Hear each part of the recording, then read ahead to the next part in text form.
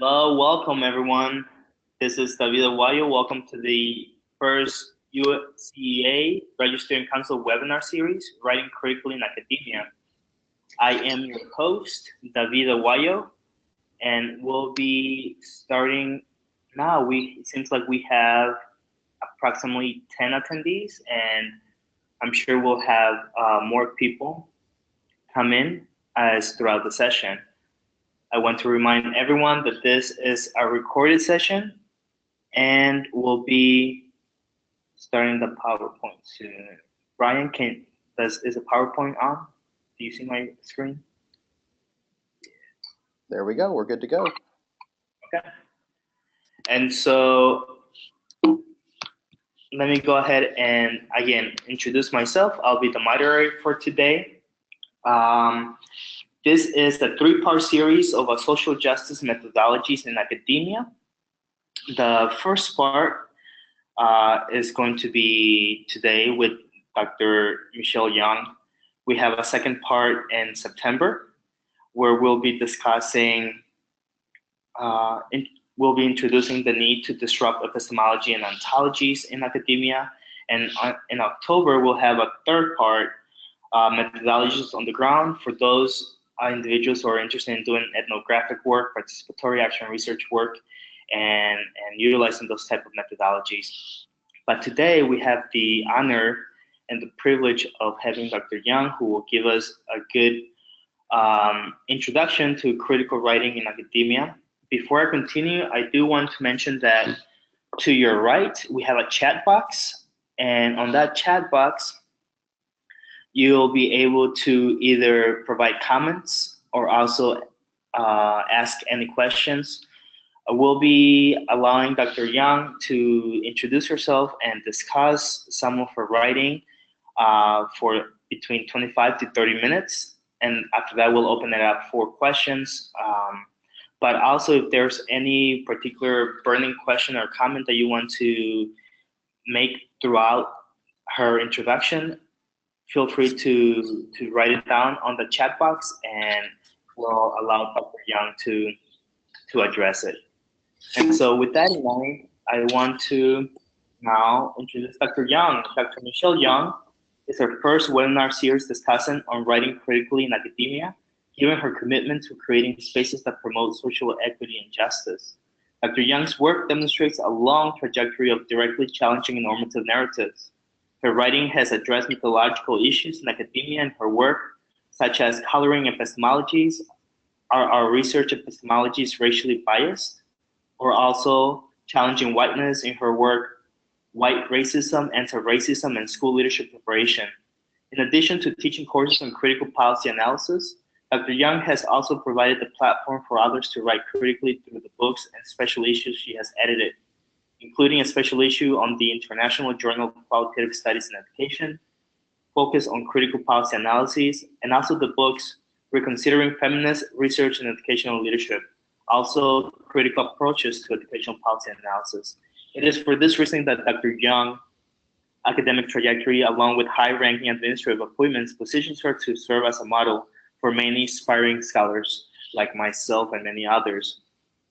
Now we'll have a chance to learn about Dr. Young's work and her work, and she'll be introducing herself and answering some questions, and then we'll open it up for any comments and any questions that we'll have after her introduction. Dr. Young, thank you for joining us, and we appreciate accepting our invitation. Well, thank you very much, David, for the invitation to talk with you all today. I'm very much looking forward to this conversation. Thank you. And so one of the things that we want to ask you is, if you don't mind introducing some of your, introduce yourself, what got you started into academia, but also in terms of your scholarship, what prompted you to write some of those pieces that really tackle challenging those normative mainstream narratives? Sure, and I think it's really helpful actually to think about personal histories, because much of the work that we end up doing within higher education is a result of the different experiences that we've had, the people that we've worked with, and the things that are important to us. And I would say that in particular, it's the higher education experiences that I've had that shaped a lot of what it is that I've been doing since I was a graduate student and then a faculty member in education leadership and policy. You know, I am an avid reader, and I've always enjoyed anthropology and sociology and ethnographies in particular. And I can think back to some of the things that that were really important to me back as an undergraduate, being exposed to things like, you know, the rites of passage, the jungle, Tally's Corner, some of the classic sociologists like Durkheim and Weber and Gertz and Mead, coming of age in Samoa. All of those things were just sort of amazing to me at the time, that these scholars had gone into these communities and spent enough time and were able to talk to enough people to be able to create these amazing stories. I would say that at that point, I was kind of hooked on research stories about different communities, and really hoped that someday that I might be doing something similar.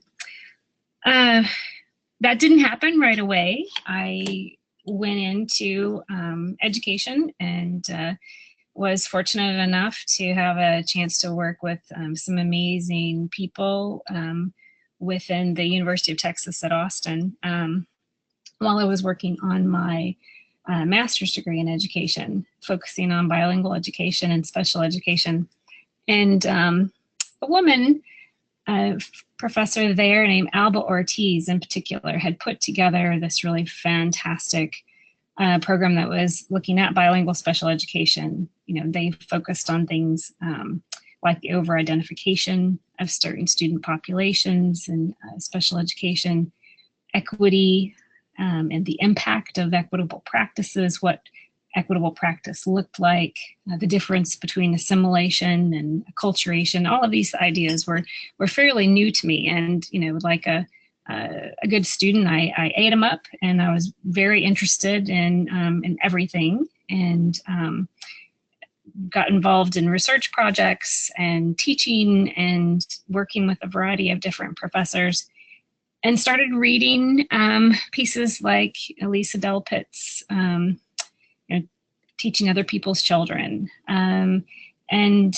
thinking about what it was that was so appealing to me as an undergraduate with regard to sociology, and bringing those ideas into my work for my master's thesis.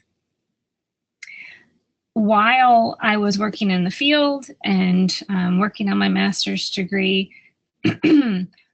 I also, you know, was fortunate enough to begin to think about like what my next steps would be. And it just so happened that at the University of Texas, they were opening up a brand new program called Education Policy and Planning that was headed up by a professor named J.D. Scribner, who just happened to be the husband of one of my faculty members in my master's program, Alicia Scribner.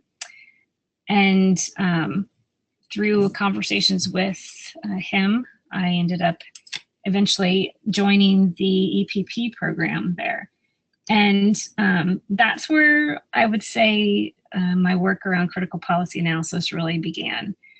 And I would say one thing that's really important was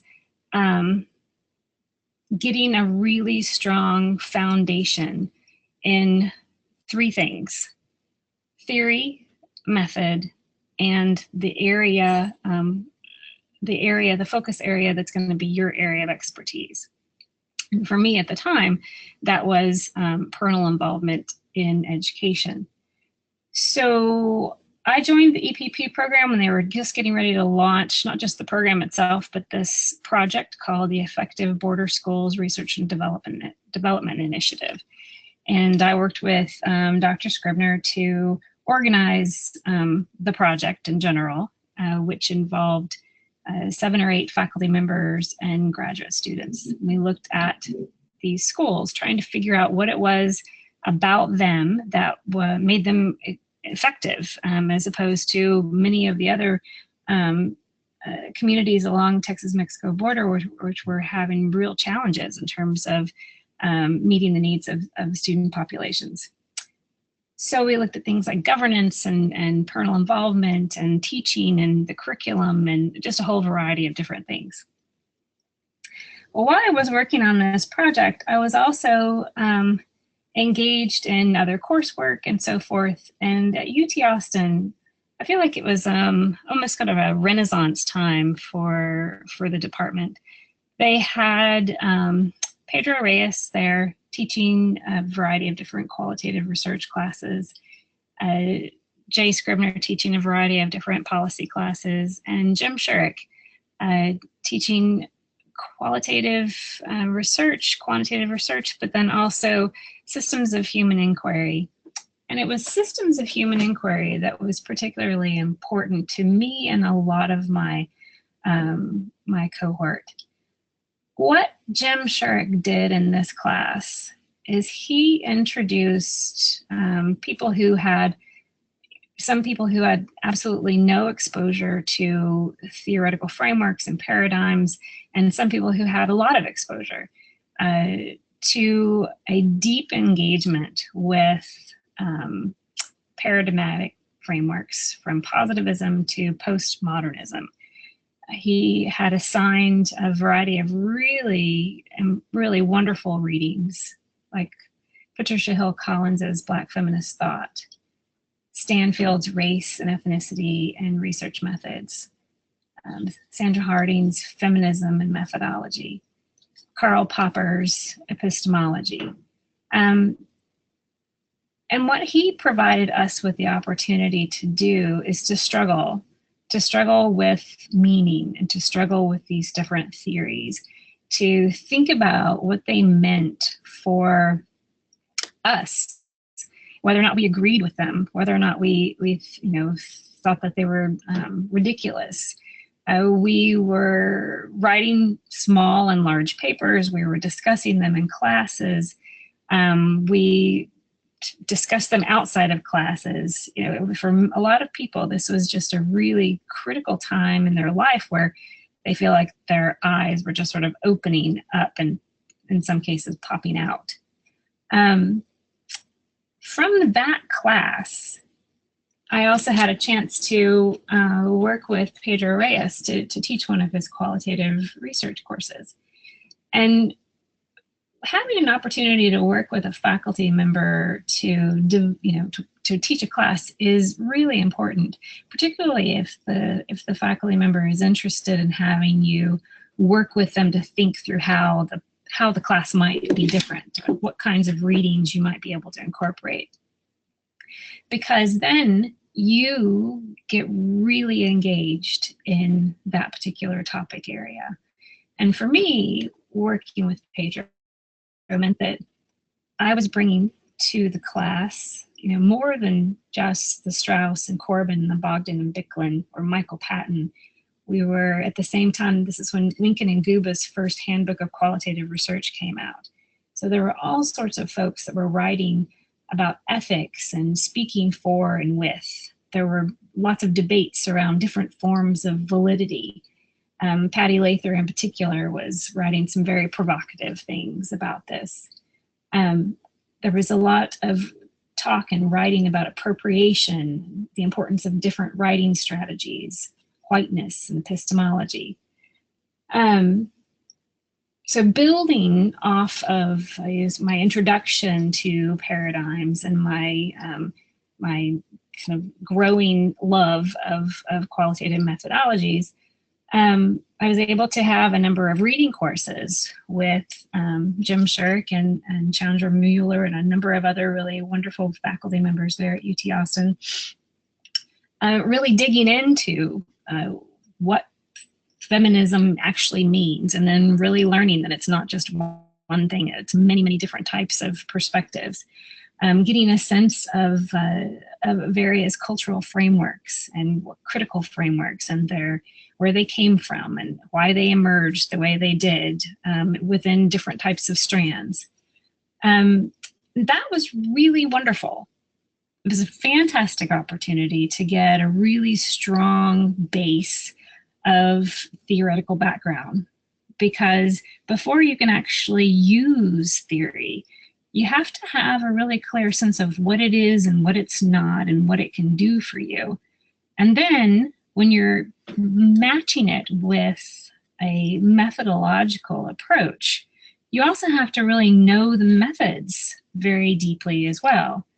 All of these things sort of came together for me as I was working on the Texas Effective Border Schools Research Initiative, and thinking about what these different theoretical frameworks would enable me to ask or to see versus what it was that we were doing within our more kind of naturalistic, atheoretical approach to doing this research. And so in my dissertation, I challenged myself to figure out what a multifocal approach to the same problem might look like. So what I worked to do is really deeply understand a feminist critical ethnography, what that meant,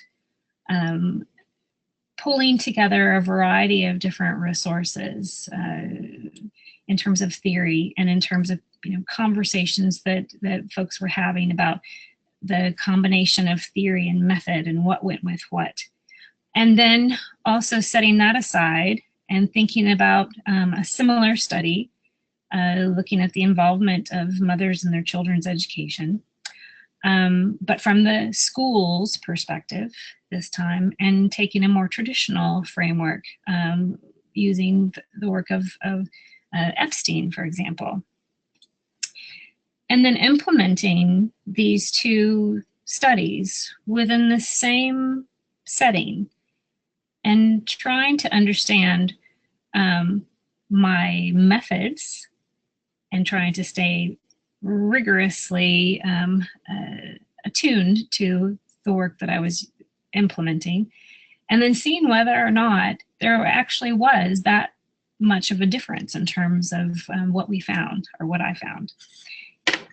And indeed there was. And indeed what I found is that using a variety of different frameworks can really enhance your research.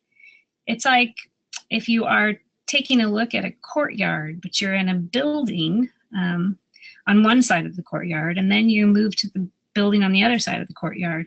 You see the same courtyard, but you see different pieces of it. Theory, in a way, is similar to that. It enables you to see through that particular lens. So it's beneficial in that way, but it's also confining in that way. But by adding additional lenses to your work, you're able to see in a fuller way. It's additive. And that's what I see critical policy analysis and critical approaches as within the field of education. Because for many, many years, the primary approaches that we have used, and for good reason, and they've yielded some really important findings, have been fairly traditional. And when you add into that knowledge base research findings from critical approaches, then you have an even more full and complementary ideas, and you'll see things that you can't necessarily see if you're looking at it simply through a more traditional lens. So I would say, in answer to this first question, what leads a person to write critical scholarship? it's a dissatisfaction with what's known, but it's also a curiosity about how you can know differently, if that makes sense. Yes, and that is in a way powerful, and then at the same time somewhat intimidating. And I'll be completely honest, Dr. Young. In today's political time and academia, uh, you see it in newspapers, you see it in your departments, you see it on campus. Budget cuts, different things are somewhat. As a student, I'm currently ABD, so I'm working on my dissertation. But sometimes some of this political climate almost intimidates me and many others to write critically and write critically in academia because of fear of not getting a job, or for those first, second year professors not getting tenured. So why is it important? And I'm aware of time as well. We got 9 minutes before we can open it up for questions. But why is it important to continue on doing this critical scholarship, especially in this type of political climate, while at the same time, how would you go by navigating this climate, especially as a aspiring scholar? So I think there are kind of two ways to address that concern. The political climate is it's a reason to do this kind of work, and it's the reason to be cautious, as you say, as a novice researcher within this field. Critical policy analysis doesn't have to be, number one, it doesn't have to be in your face. It is a way of examining problems of practice that does challenge, no doubt, does challenge, but it doesn't have to challenge in a way that's rude, if you know what I mean. It is a way of, when you are teaching a class, you are doing it in a way that you want people to understand and to learn from you, correct? When you are writing, it's a similar type of process. You want people to understand, you want them to learn. So you have to invite them into the conversation. Not everyone takes this approach, I realize that. But I would challenge you, particularly early in your career, to think about how you would teach this if you were in a class. How you would challenge your reader right on the edge of their ability and pull them with you.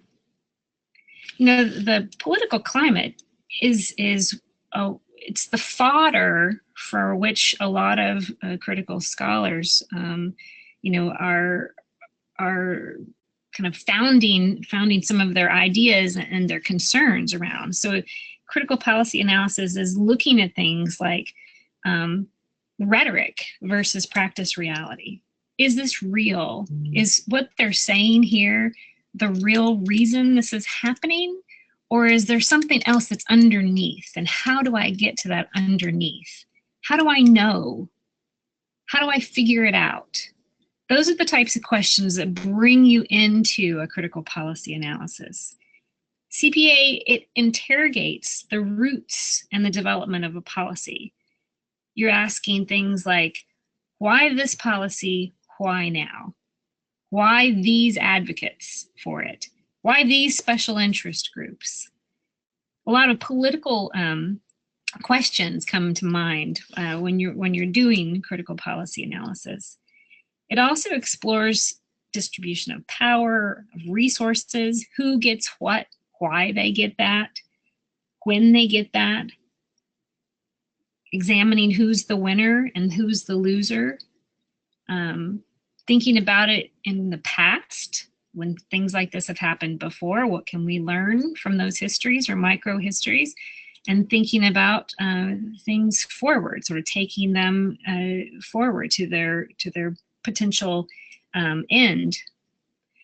CPA is also thinks about social stratification, about the impact that policy has on relationships of privilege and inequality. And it's interested in nature of resistance, or the how people engage around policy, whether or not their voices are included.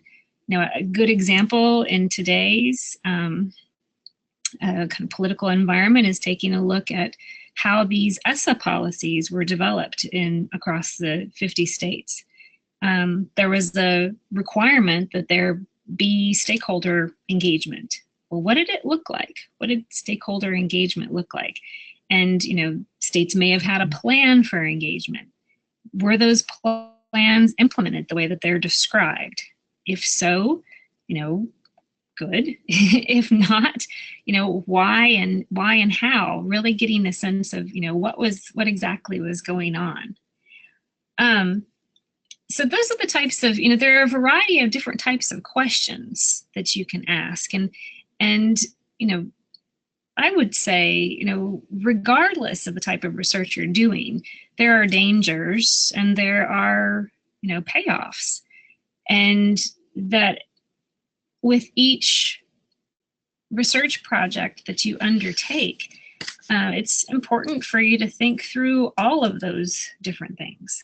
It's important for you to be thinking about, what it is that's essential for you as a researcher. Here's your research agenda. If I'm doing this now, how does this enable me to do other things later? Am I supposed to be critical now, or could I do X first and then build a critical frame on it as I move into my career? I don't feel like people should shy away from using critical frameworks.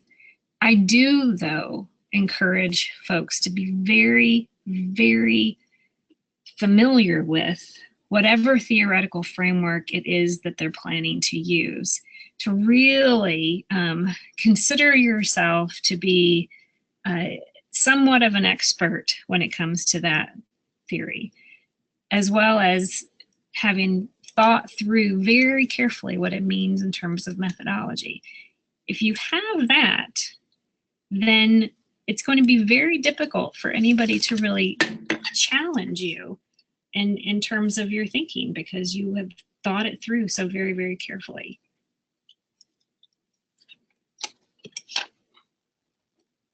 Yes, and I think one of the issues that I remember going through my first couple of years and learning this theory or theories in general, is wanting to absorb all of them, and there's this thirst to want to know more and more and more, and I figured out that, especially in dissertation phase, the importance of being really familiar with one particular theory. So yeah, that's really important. I echo that. We have 2 minutes, Dr. Young. And maybe this can also come up in conversation with our listeners, and also want to remind our listeners that you can submit questions or comments on the chat box on your right under chat. Go ahead and feel free to submit any questions so that we can have our Dr. Young answer for us. So Dr. Young, what are suggestions for graduate students to consider when writing critically? And you already mentioned this, what are advantages and disadvantages of this type of writing?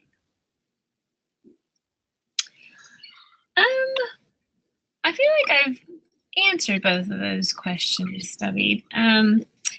So just to reiterate, my suggestions would be to threefold.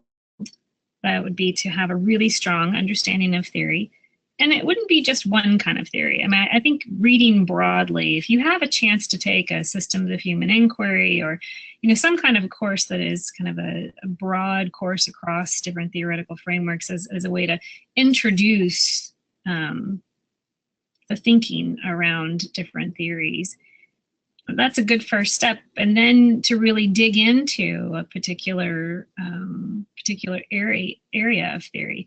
If for example you were interested in standpoint epistemologies, there are millions of them. Well, there aren't millions, but there are lots of them. So doing some reading, not just of the theory itself, but then also how it's been used. I think that's really critical, is getting a sense of how people are using theory within their research projects, and not just in policy and in education, but how is it being used in sociology? How is it being used in social work? How is it being used in nursing? There are these different professions that do some really interesting research, and they're using theory similar to the way we do. So it can be really instructive to take a look outside of education to how others are using it. And once you've developed kind of this knowledge base for yourself and understanding of the use of theory, you're able to do it. Then doing the same thing around methodology. Clearly the research questions that we design, the methods come from those questions. With CPA, in general, the topics and the types of questions that emerge for us tend to be more qualitative in nature. I'd say probably 90% of the CPA studies that I've read take a more qualitative approach to education policy research. Now, that's important to know because it means that, if you're going to be doing qualitative research, you've got to have really strong qualitative chops. It's not just about, yes, I'm going to interview, this number of people. It's really thinking about what it is that your theory has to say about the type of data collection you're going to do, and some of the political and ethical issues that are involved. If you're interested in studying power, you also have to interrogate your own practice in terms of the power issues that are involved there. And then the third thing, of course, is having a real strong understanding of your particular area. If you're focused on instructional leadership, you've got to have a strong background. You must understand what's already been researched, how it's been researched with regard to instructional leadership. The same is true for any particular topic or problem or practice. Yes. Thank you so much. Yeah, I just needed you to reiterate that. I appreciate that because I think those three things are important, and sometimes we lose track of that given the many things that we're juggling as graduate students or even as first and second year tenure track professors. Now, I do want to open it up for any questions, comments from our listeners. I want to recommend that we use the chat box on your right-hand side under chat. If you have any questions, comments for Dr. Young, or just in general about your own process of writing, we welcome those right now. I can't see any of those chats or questions, but I know that Brian does. And so, Brian, do we have any at the moment? In the chat box, no, none submitted so far.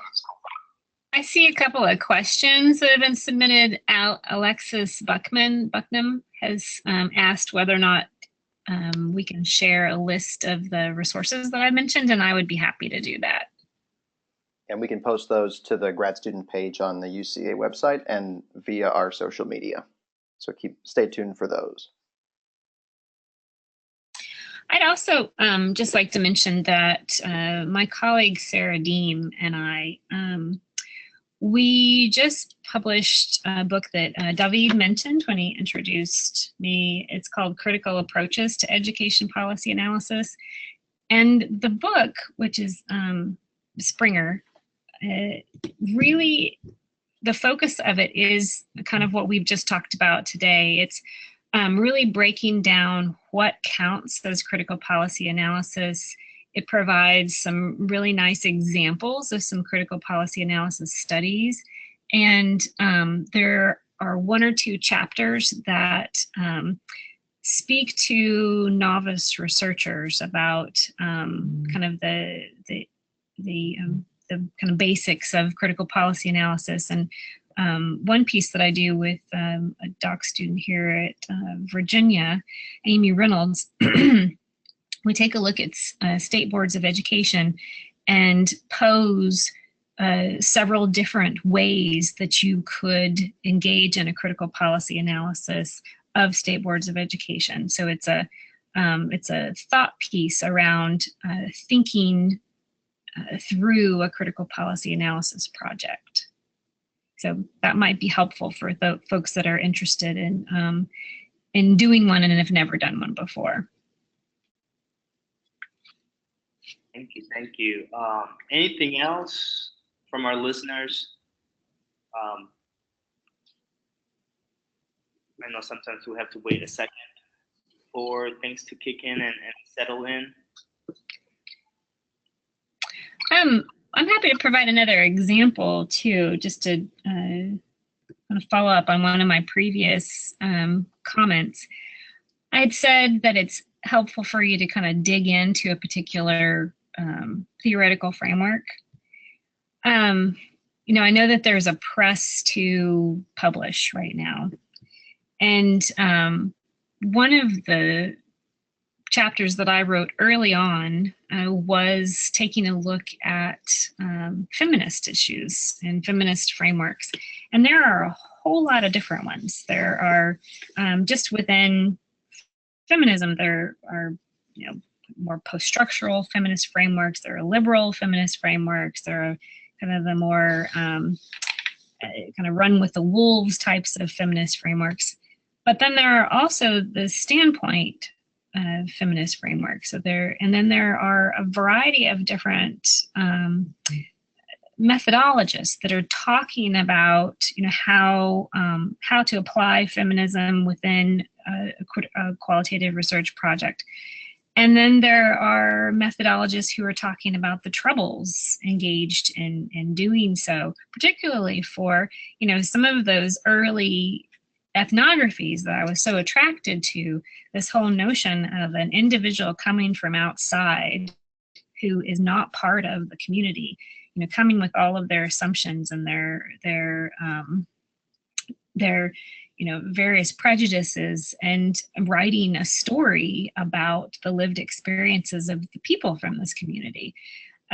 So all of those things were kind of going through my head. And so I developed a piece called Considering Irreconcilable Contradictions in Cross-Group Feminist Research, for a collection of pieces on feminist methodology. And that was really helpful for me because it helped me think through all of the different issues that I was struggling with and really kind of come to some sort of a conceptualization of how I would deal with those, you know, within the written text. So in addition to actually applying critical policy analysis within a research project, you can also engage in scholarship of thought and conceptualization around theory and around method, kind of thinking through these different tricky problems of practice that we as researchers experience as we are trying to be true to our various frameworks and so forth.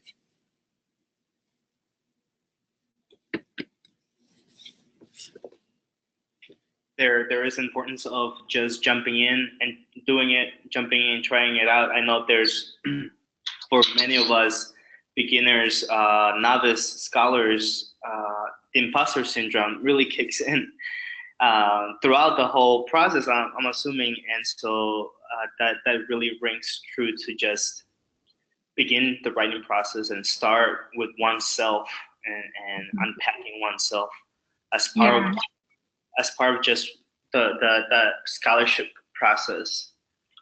Absolutely. And, you know, the opportunity to take classes is one. Obviously that's one opportunity. Also, writing groups are fantastic. Reading and writing groups where you pick out a group of books or articles that you and 3 or 4 other colleagues are going to read and come back and discuss and sort of think through and challenge each other.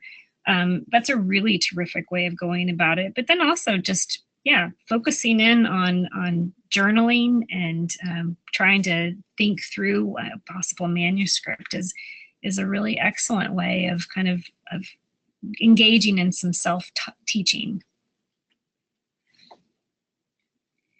And then, Dr. Young, as far as you mentioned the importance of having someone alongside of you, providing you either mentorship or feedback, especially early on in your career as a graduate student, who also validates and reinforces some of the critical thinking and your work.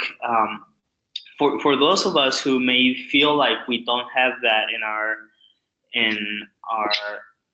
departments, or for whatever reason we just feel like that support is not there, what have you seen in your experience? What have you seen from colleagues or yourself that has helped people come out of that space of almost feeling stuck? I think, being able in our field to go to conferences like UCEA and AERA is a really important opportunity to develop some communities of scholars that have similar interests. And it's a shame when you can't have a close relationship, mentoring relationship like the several that I had. I know that I'm incredibly fortunate for that. I don't know that I would have been able to do some of the things that I am doing today if I hadn't had an opportunity to work with Jim Shurik, for example. Working with him on coloring epistemologies was just an incredible experience, because it's not just, reading with him, writing with him, conversations with him. It's the revisions, it's the this, not that, and so forth and so on. Those are experiences that stick with you for a lifetime. They can be had, of course, with faculty from other institutions. Jeff Brooks was really fantastic at reaching out to folks.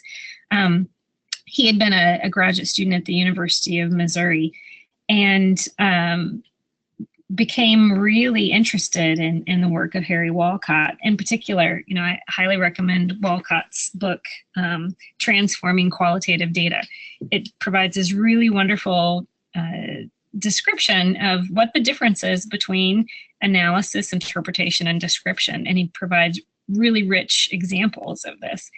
And you may be familiar with him for his piece called The Man in the Principal's Office. There weren't folks at the University of Missouri when Jeff was there who were doing a lot of ethnography. So Jeff reached out to Harry Walcott, and they have a really wonderful relationship now. It doesn't always work out that way, but taking chances on inviting faculty to be part of a symposium that you're putting together, or if you happen to be sitting in a session someplace and somebody's doing something really interesting, reaching out to that person and trying to have a conversation with them. And you just never really know where that's going to lead in terms of future possibilities for collaboration, or at least sharing readings and that sort of thing. So I see something from Meredith Ronsky. She says, researchers conducting policy analysis frequently use quantitative methods borrowed from the field of economics. Can you speak to some of the challenges associated with combining critical lenses and frameworks with quantitative methods? And can I recommend resources on this topic? Yep, we can put together some resources on this topic. The key challenges in terms of doing quantitative critical policy analysis really come back to the issue of context. Sometimes quantitative methods are fairly far from the context within which they were gathered, and there have been folks that can kind of get around that particular challenge. But I would say that that's kind of the key challenge, that many of the questions that are asked of critical policy analysis are about the context in which things were emerged and that sort of thing. So many times, folks who are using large data sets with critical policy analysis will sometimes use a mixed methods approach, where they're taking a look at policy text and doing some sort of a discourse analysis combined with these large data sets that kind of give more insight into problems of practice. None of these challenges are insurmountable. It's all about just making sure that you've really carefully thought through the different questions that you're really trying to answer. Yeah, and I want to reiterate that we will be placing some of these resources online along with this webcast. One of the things, Dr. Young, that has been asked is on those first pieces that we publish, what recommendation would you give to those of us who are just beginning to write critically and beginning to submit those for publication, or writing our first drafts for publication?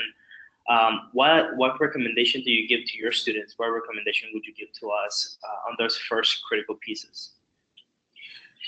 I would recommend that you be sure to have your colleagues read them for you. Nothing can be worse than to submit something where your thinking isn't clear, or your argument doesn't quite convey what you were thinking that it conveys, or there is some inconsistency with the way that you've set up the problem and used your theory and so forth. So I would, I think it's really important to use our colleagues. And if you have some colleagues who have some strong skill sets with regard to critical policy analysis or critical educational research, even better, because then they can, they'll be speaking your language a little bit more. But even having folks that don't use critical lenses can be really helpful, because they can point out some of the challenges that that colleagues who are not doing CPA might have with your work. And the more that you can kind of pre-think about what are the questions that this is going to raise for others and try to address them, then the more likely you will be successful within the review process.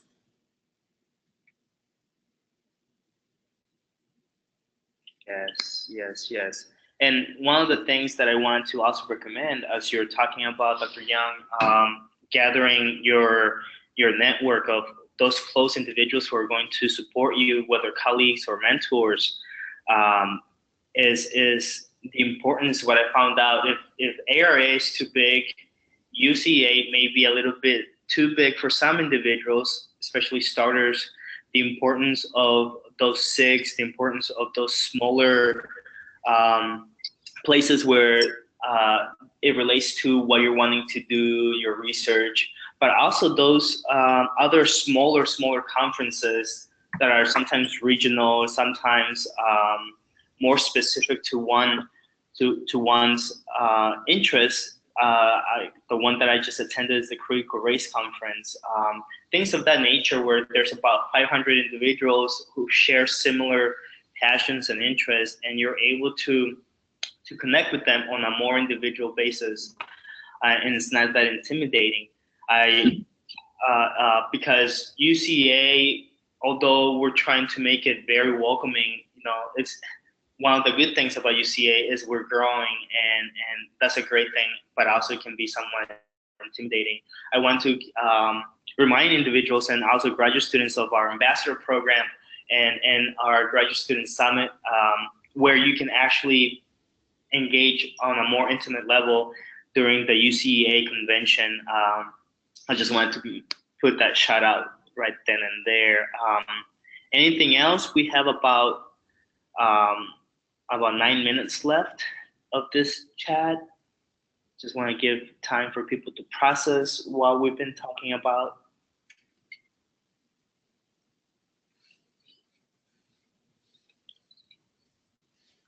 Dr. Young, one of the things that just comes to mind really quickly is you, in your personal experience, what you mentioned is working throughout your graduate studies on field work, either with faculty or your own field work, and the importance of that. I find that gives one energy, allows one to really engage in practice and research, practice and theory, and I'm not sure if you want to comment on that combination of doing field work while being in grad school, or some of us are doing full-time work at the schools or full-time work in the communities while being in grad school.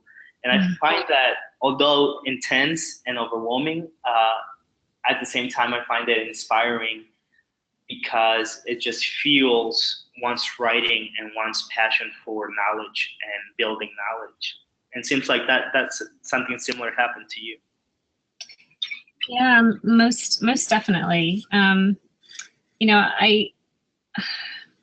had a wonderful opportunity to work on research projects since the day that I walked in the door. Even when I was in my master's program, I worked with the research team in the bilingual special education department on a research project as a research assistant, taking a look at the over-identification of students with language differences into special education as if they had language disorders. And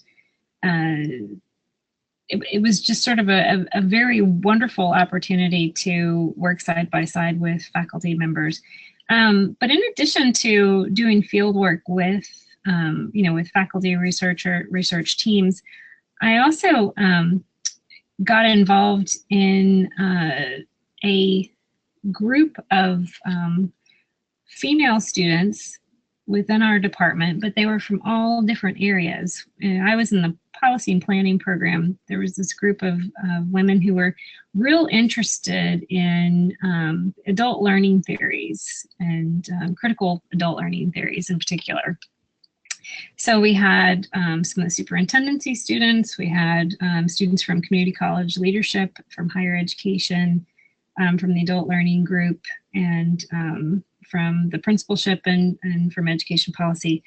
And we were, exploring Stephen Brookfield and Arterson Schoen and some of some feminist theorists who were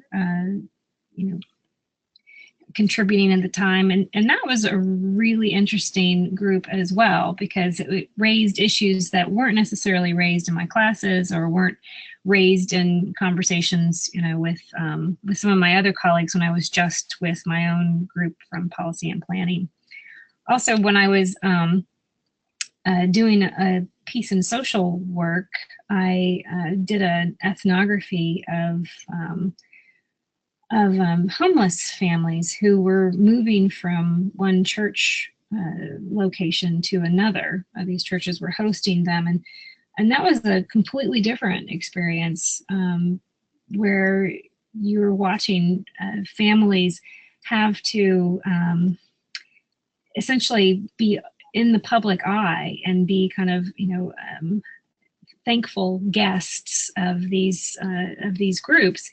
and move from one place to another, where they're constantly kind of being these thankful guests and having to be good parents, and their parenting is always on display.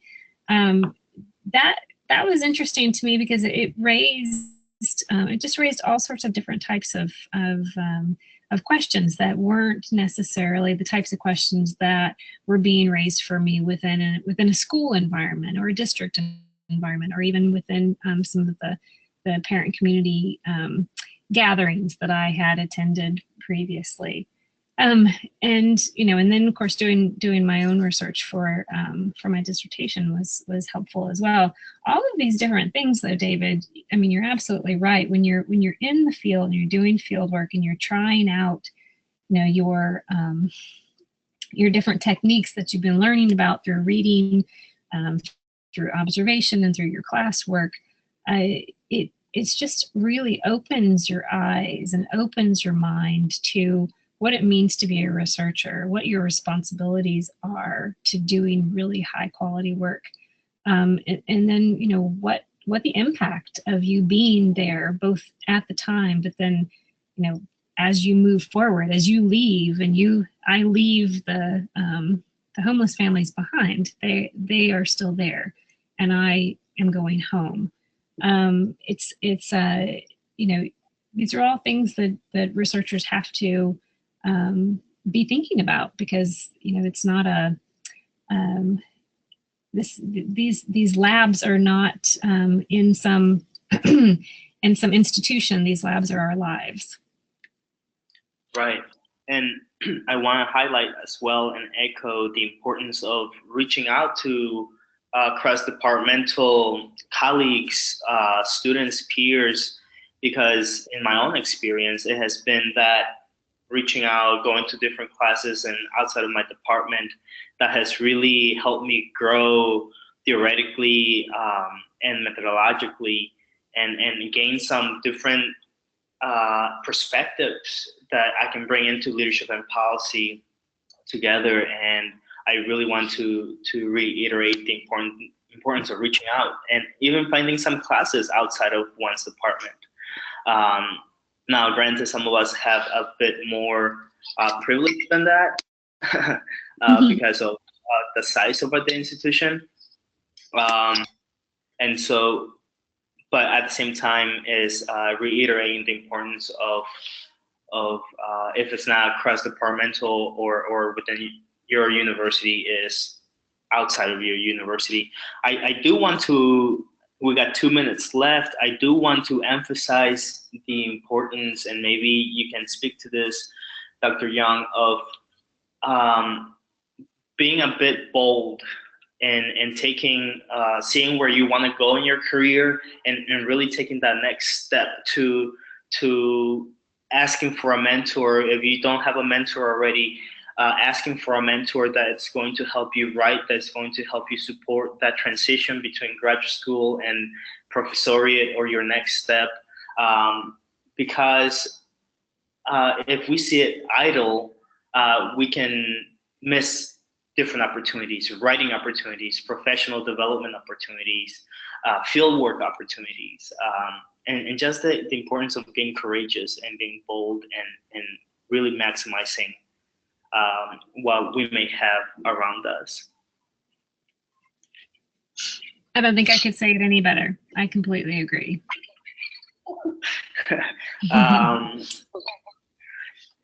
So, well, if there are no more questions or comments, Dr. Young, I really want to thank you on behalf of the Graduate Student Council, on behalf of the listeners, for taking this time during your summer break for joining us today in this first webinar series. And thank you everybody for listening and attending. Is there any final thoughts that you want to give, Dr. Young, to our listeners? I'd just like to say thanks again for inviting me. This was truly delightful experience, and I appreciated the opportunity to kind of think through some of my answers to your questions in advance, because these are really important questions that you're asking, and I'm just thrilled that you're putting together this webinar series, and I wish you the best of luck. Thank you, Dr. Young. And I want to make sure that everybody stays tuned for our September webinar series, and we'll keep you posted on that. I also remind you that this will be posted on our website, the UCEA website, also on our Facebook page, so you can access it once the recording is completed. So thank you, everyone. Have a good afternoon. Enjoy your summer break. Until next time. Bye-bye.